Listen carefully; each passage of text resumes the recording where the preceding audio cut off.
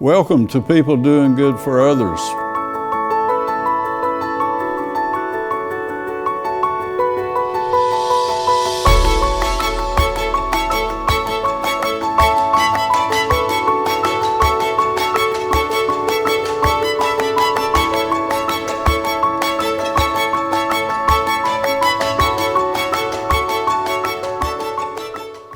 Welcome to People Doing Good for Others, where we honor and praise and hold in the light those who are truly making significant contributions in our communities. I'm Gary York, and I'm grateful to be with you today. We want to thank Wilkes Communications, River Street Productions, and 100.9 WIFM for this sponsorship. Our featured guest today is Roy Jarrard. He's a tremendous advocate for helping those who need a little break in our communities. He's with the Samaritan's Kitchen today. He grew up in Indiana and graduated from Purdue. He had a career as a forester. He also has worked with the Boy Scouts and with Toastmasters. And I was really impressed when I visited his office at Samaritan's Kitchen that folks come together and bag and package backpacks for children to take home for the weekends, and almost 800 of those a week. So it's a good time to get to meet Roy Jarrard, and good morning to you, friend. Thank you, Gary. Thank you for Pleasure being to be here. And Dennis Huggins connected us, and I'm so glad he did because I've enjoyed getting to know you. And if you will, tell us about growing up in Indiana again, and Purdue, and some of those things about your childhood. Sure Roy? thing. Sure thing. Yes, like you said, I was raised in Indiana, born and raised in Indiana, northwest part of the state, right up there, right at the bottom of Lake Michigan, very close to Chicago, and we're considered part of the greater Chicago metropolitan area. Love that line. So closely that we're about the only part in the state that's on Central Time. Everything else is Eastern. But that part of Indiana is, it's a great place to be from. It's changed so much since I was a kid. And now I'm in North Carolina, I'm blessed. But growing up there, it was industry. Now it's called Rust Belt, but we had probably 11 very large steel mills out there. I worked in one of them when I was after I graduated from high school, and oil refineries and all the support industry on there. And last time I was up there, most of it is gone, which is kind of sad, really. All the jobs and everything else that went with it. But growing up there in a heavy industry type of thing, a lot of people wondered why I got into forestry. When I was in the second grade, my folks bought a camper trailer. And with 4 kids and parents type of thing, that was a very economical way to see the country. Adventure, absolutely. And one of the things that we started hitting quite often were the national forests and the national parks, but I particularly liked the national forests rather than the parks. Parks were too crowded. yeah. The forest, everyone seemed to ignore those because it was primitive camping and that sort of thing. But every once in a while, we'd run into some of the foresters that worked for them, and they would give some talks, sometimes at the campgrounds type of thing, and it was a very interesting thing to me. They grew the trees were cut, people made all kinds of products out of them, and then they grew more trees.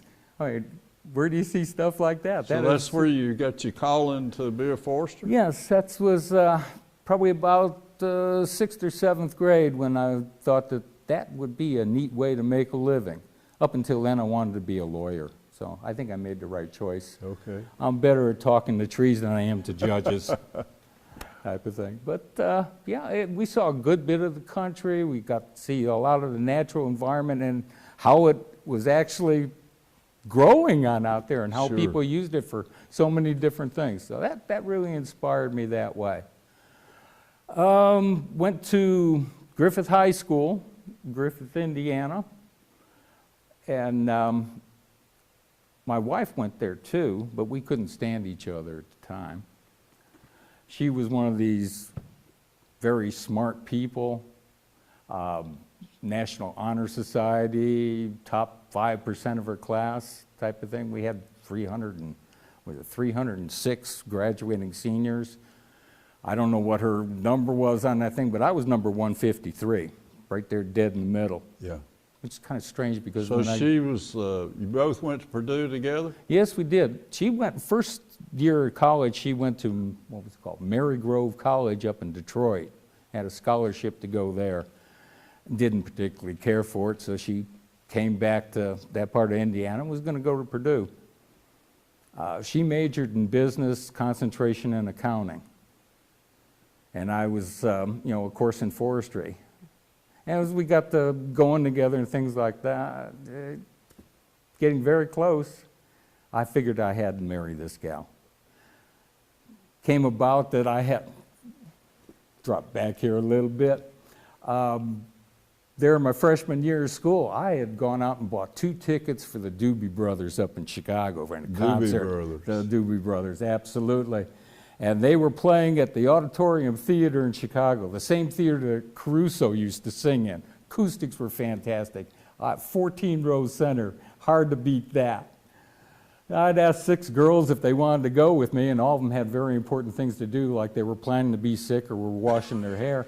She's the only one that said that she'd go with me. I figured, this lady is a winner. I got to hold on to her. So we got getting together. We were dating there for, probably about 6 months, and that's when I asked her to marry me. And she said yes, but not until we got out of school type of thing. So you did? So we did, actually a little early. And she was looking at accounting and business because she figured wherever we went or wherever we wound up, there'd be somebody over there who needs to have the money counted and where it's going. She kind of shifted over to that essentially for us. So you were 20 years here at LP over in Roaring River? 30. 30. 30 years there. Okay. And then let's just go right on to Sure. Samaritan's Kitchen. Oh, absolutely. How did that happen? I retired from LP. Okay. Well, put it this way, it was kind of like they suggested I retire. Downturn in the economy in 2009. Yep. So they eliminated the job in order to cut back on the expenses that was going out. And kind of hurt a little bit. Being turned out at 55 just didn't seem old to me. But I figured that we'd make the best of it. And I was going to be down the basement there with the dog in the shop, and we were going to do retiree type of things like building furniture and stuff. And I was talking to the dog, and that lab was an awful good listener, but she didn't talk much. Yeah. So I'd ask her questions and no answer coming back, so I supplied the answer. And when I got to arguing with the dog's answers, that's when I figured it'd be good to get out amongst people again. So I heard a friend of mine let me know about there was a job opening over here at Samaritan Kitchen. What is Samaritan Kitchen? What do we do there? What does it do? Samaritan Kitchen has the mission of feeding the hungry of Wilkes County. And we do so through 2 main operations. One is our pantry, where the families can come in Monday, Wednesday, Friday, and from 9 till 12:45, and then the other is the backpack program, where we supply food for the kids in schools. Children in schools there, so they have something to eat over the weekends. Okay. That really appealed to me. After being in industry for a while, I'd like to do something that was more directed towards the people and doing something good. For others. I thought that was worthwhile. Others focused, others centered.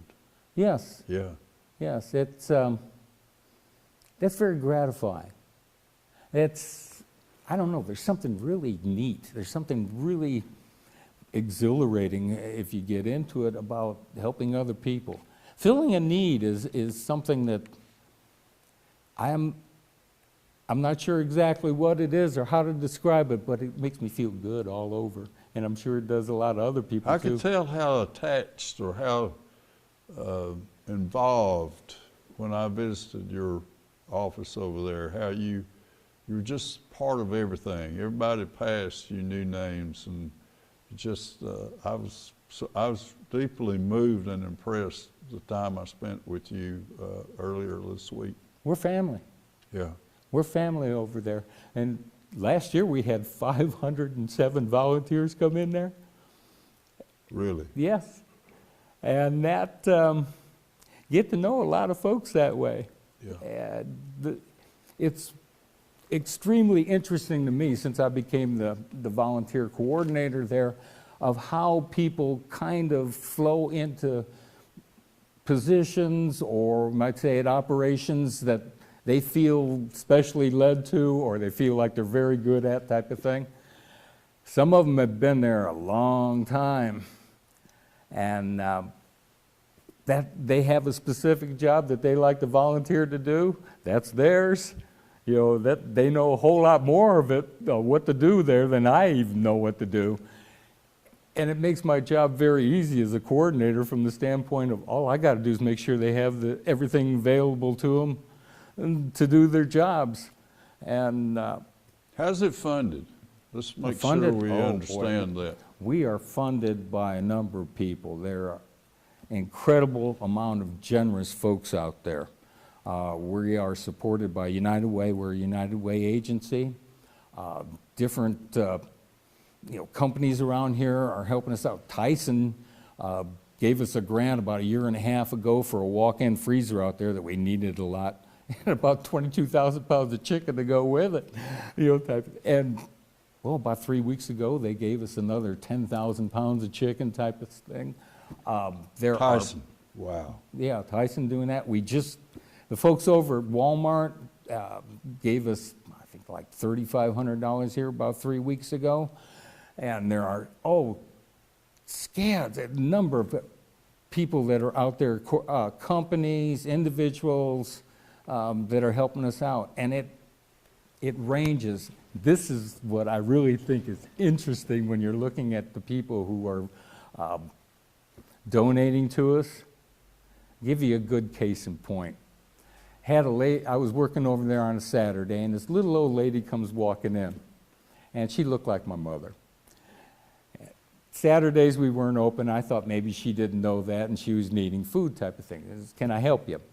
She says, yes, I woke up this morning, and the Lord laid it on my heart to make a donation to you folks. Oh, bless her heart. And I'm thinking, little old lady, fixed income, $25, $50 type of thing. That's going to be a sacrifice for her, and God bless her for it. So I took her to the office over there, and I'm writing out a receipt.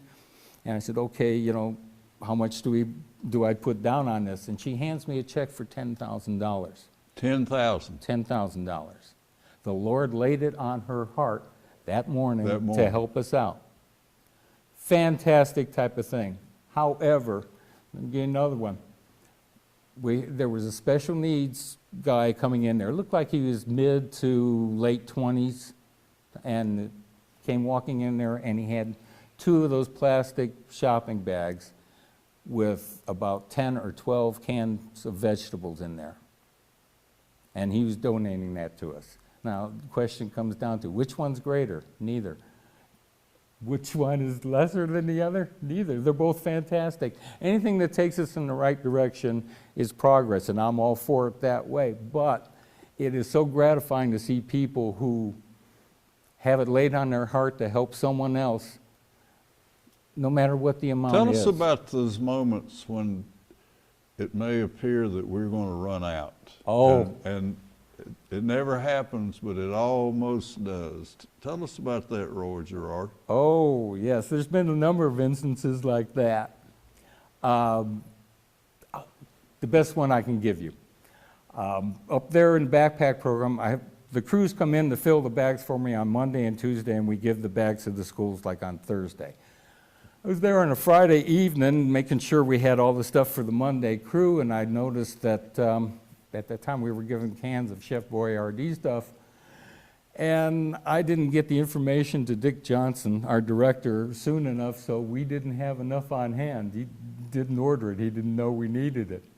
I had 180 cans on hand, and we were filling 690 bags. So I was a good bit short. Came over there the next morning on Saturday, and I was looking around and seeing what I could substitute for it. You carried that home with you, worried about, or concerned absolutely. about.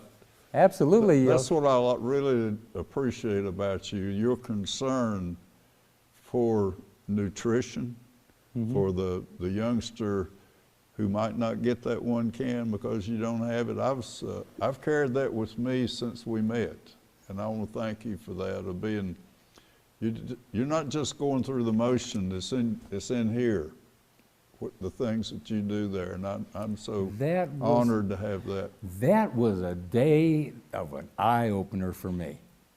We had 180 cans. I'm trying to hunt something up. I found 50-some, and the lady, Brenda Pruitt, who drives the truck for us around in the mornings and picks up things from the stores to bring in,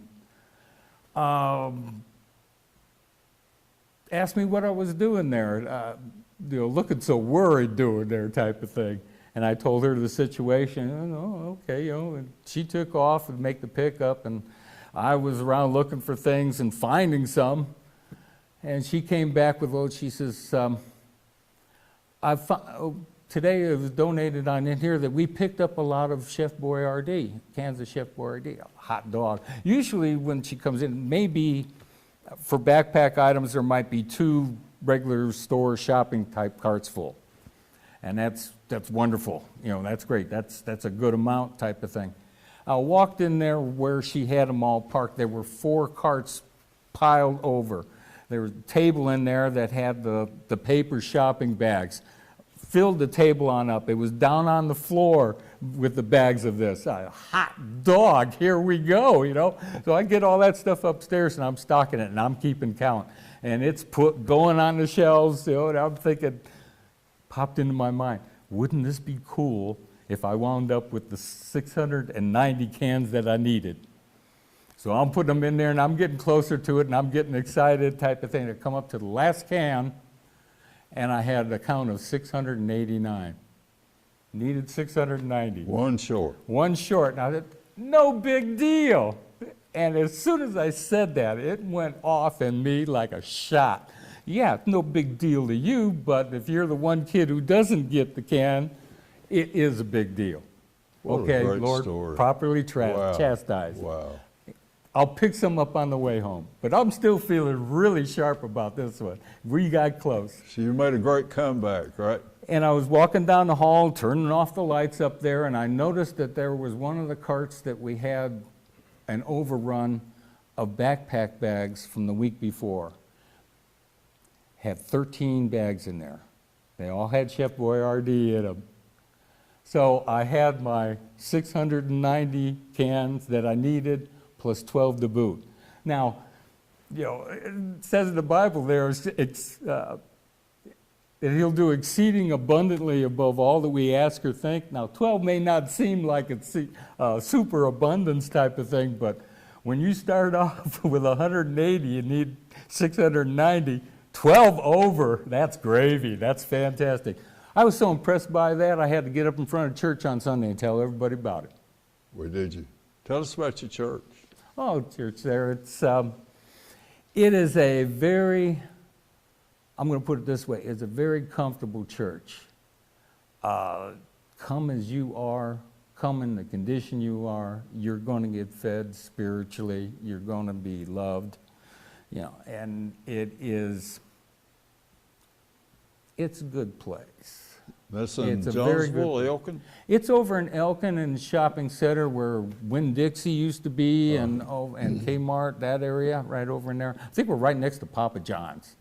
Yeah, we are next to Papa John's because I know walking in and out of there every once in a while thinking, hey, it might be good to have a pizza today. I don't know why. But it's Mike Hall. You might know him from down there at Speed Chef. Oh, yeah. That's the He's lids the in pastor place. on that. Yep. And, well, there for a while before we got all busy and everything, I was playing in the band. I think if I do get to slow down a little bit over here at Samaritan Kitchen, we're looking for somebody to help me. But anyway, I would like to get back into that. That was a lot of fun. Yeah. Tell us about the pounds or cans or for the year. You had, it was an incredible number, Okay. 1.1 million. Or tell us about that. Okay, like I said, we have two operations there. We have one that's the pantry where we're serving the families, family units, and then we've got the backpack program. In the pantry side of it, last year we had given out 1.1 million pounds of food to the people of Wilkes County. In the backpack program up there, we gave 130,000 pounds of food to school kids, 764 individual kids. That's a lot of kids. Yeah. That is a lot of kids. You know, on the one hand, I come from a background in industry where growth is good. But this is the only place I've ever been in my life where we hope we go out of business because nobody needs us anymore. Yeah. Wow. And so that's a real shift in the paradigm.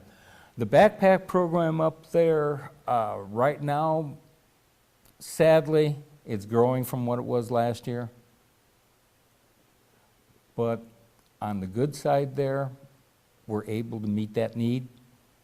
It's tough, and it, like before, it gets down real low, but it's there. It's there. It shows on up in some of the strangest ways. Strangest ways. Yes, it does. Give you an example.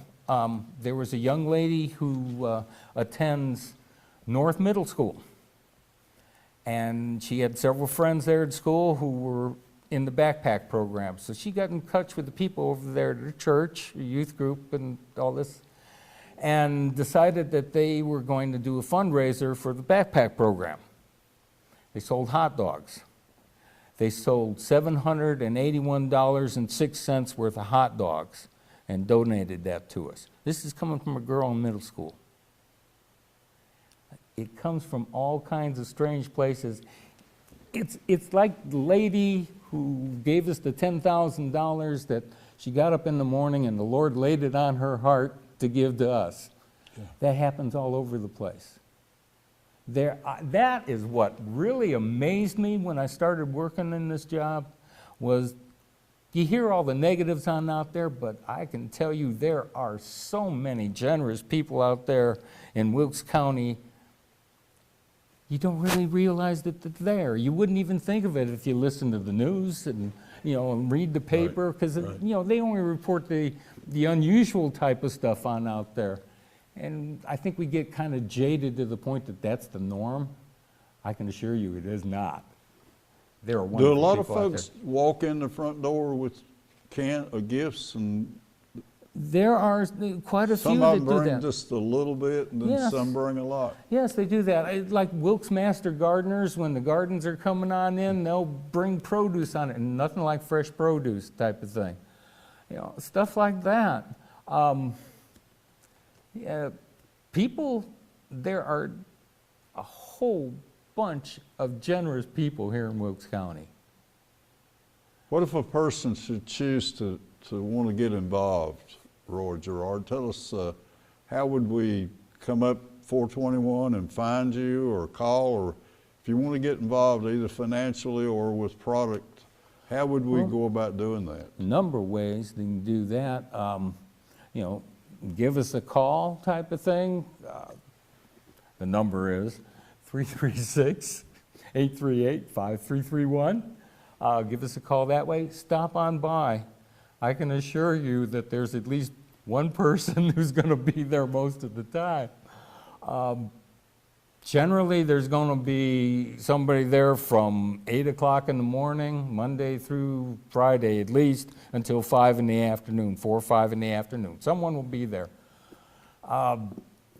Tell us, give us the direction as you gave me to go by that stoplight and make the first U-turn, Okay. come back. There Head we out are. head out 421 like you're going to Boone. Yeah. Come there to the intersection of 16 North, the stoplight there. And you go on, just past that stoplight, again on 421 like you're going. Make sure you're over there in that left-hand lane because you're going to make a U-turn on 421 over by the John Deere place. I did exactly what you said. Make that U-turn right there, and we are the first brick building, tan brick building there on your right. Yeah, that's right. Tan brick building there on the right. And there's a sign out front that says Samaritan Kitchen Wilkes. Tell us about the director, Dick Johnson. Dick Johnson. I met Dick Johnson a long time ago, back when I was working as a forester with LP, and he had sawmill over here on, what's that, old Brownsford Road. Dick Johnson is our director over there, and he's a whale of a guy. I think Very so too. likable. I respect him a whole lot. He's involved in so many things. He was with the community college, active in his church, and oversees what we're doing over there at Samaritan's Kitchen. Not only from the standpoint of a management type of thing, but you will see him there in the client days. He's there in the pantry putting together the food there for the folks. It's an involvement right down the line. What if, from beginning to end. say we have a friend that sees us today and wants to volunteer, how do we do that? Well, you can give me a call. You can stop on by over there. We'll set things on up. The main thing I want to do when I'm talking to people who want to volunteer is see how much they want to do, make sure that I can schedule it along with what their schedule would be. There's nothing worse than having somebody come in who wants to volunteer and I don't have enough for folks to do. I want to make sure I've got worthwhile work there. This is not the military where I'm going to have somebody dig a hole 6 by 6 by 6, throw in a newspaper, and then have them fill it back in. So if we accept you as a volunteer, you'll have a lot to do when you get there. Generally so. It's there have been times when things were very tight as far as inventories and things like that I did not have a whole lot for the volunteers to do. But generally there is something that has to be done, especially now that the backpack program is running. That drops on off there in the summertime, but it's gangbusters now. Yeah. Roy Jarrard, you met a young man in Boy Scouts. His name is Cutno Alexander. Tell me about Cutno. Cutno was, he was one of the special ones, and I had a lot of great kids. He was one of the greater ones. Cutno. You understand, he's a Lutheran minister now. Yes, he Are is. you aware of that? Yes, yes, I was. I'm aware of that one right there, and it doesn't surprise me. He's also a Moorhead Scholar. Moorhead Scholar. Moorhead Scholar. Yeah, I got to put in part of his recommendation on that. Of course, I was the scoutmaster at the time, so he came to me. Good. But Cutno, we had a program for training scouts to be leaders, and we called it Junior Leader Training, JLT for the acronym. And we set it on up so that it was boys teaching boys. And they would come in as part of staff and they would develop, and to the point that they would become the senior patrol leader and pretty much run the show out there. Well, a lot of times with the kids on that, they do a good job, don't get me wrong, but they're still kind of relying on the adult leaders, I guess, for verification or clarification, whatever it is. With Cutno, he set the things on up, and of course I was the course director, and I was trying to watch on over everything. And okay, Cutno, we got this event coming on up. Don't worry about it, Mr. Jarrard is taken care of. I got so-and-so is going to be teaching that. This person is his backup. Here's all the materials that he needs. We're set to go. Oh, okay. Well, later on we got this going on. Don't worry about it, Mr. Jarrard. We got it covered. This person's taking care of it. Here's his assistant. They're setting it up right now. Be quite honest with you, it gets a little boring sitting around the campfire with a lot of other adults and watching everything go on because the kids have got it handled. And that was Cutno's leadership. That was Cutno did that, and it was a joy to watch him work on through there. And a personality like you would not believe. He, what I liked about him, he had that dry sense of humor that I really enjoyed. Yeah. But Cutno's special. I'm glad you're here, and I want to thank again Wilkes Communications and River Street for this opportunity. You mentioned one of your, I guess an outreach for you is the Toastmasters, when you said, I like it a lot because it's a good place people can fail. A safe place to fail. Yeah. Yes. How about you close for us, Roy, today on life's blessed you in countless ways. Just tell us about it's okay not to be right all the time. Oh, I can attest to not being right all the time. I think a lot of it is like that, the lady with the 10,000 and the boy with the cans. It's your heart that counts. It's what you're being obedient to when that still small voice says something to you. You never know how it's going to fit into the system, and it's going to bless someone down the road. You may not even know it. But it comes down to the trying. It starts with action. Having the motivation is fine, but you have to put it into action in some way, shape, or form. And it does not matter about the amount. Anything that takes us in the right direction is progress. Follow your servant's heart, you're going to be okay. Yes, exactly. I should have said that in the first place. You put it so succinctly. Well, you were getting ready to say it. Well, I'll practice. What an honor to have you here. You just lift the spirits when you just walk by people. You make us feel good. Thank you very much. And what an honor for Samaritan's Kitchen, and your call to serve is very special. Thank you very much. Thank you for saying that. Gary York, people doing good for others. My featured guest today has been Roy Jarrard, who has a servant's heart, who cares about folks, who embraces those in need and fills them with thanksgiving. Thank you for being with us, and promise to be here next time. Take care. Goodbye.